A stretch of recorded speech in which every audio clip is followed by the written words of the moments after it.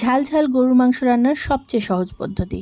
Special কোনো মশলাই লাগবে না, খেতে হবে দারুণ মজা। আমি 1 কেজি গরুর মাংস নিয়েছি আর এখানে প্রায় 1.25 কাপ পরিমাণ পেঁয়াজ কুচি দিয়ে দিলাম। এবার 1 চা চামচ আদা বাটা, 1.5 চা চামচ রসুন বাটা, স্বাদ মতো মরিচের গুঁড়া, হলুদ, ধনিয়া এবং জিরার গুঁড়া 1 চা চামচ করে, 2টি তেজপাতা দিয়ে দিলাম এবং গোলমরিচ, দারুচিনি, এলাচ দিয়ে দিচ্ছি তেল। এবার লবণ স্বাদ অনুযায়ী দিয়ে চুলায় বসিয়ে দিব।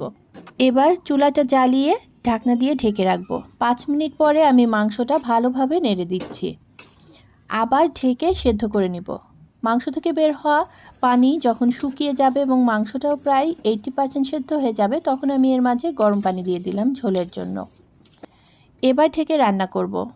ঝোলটা গাঢ় হয়ে গেলে এবার দিয়ে দিচ্ছি ভাজা গরম মশলা গুঁড়া 1 চা চামচ। এবার ঢেকে রান্না করব 5 মিনিট। হয়ে গেল ঝাল ঝাল গরুর মাংস।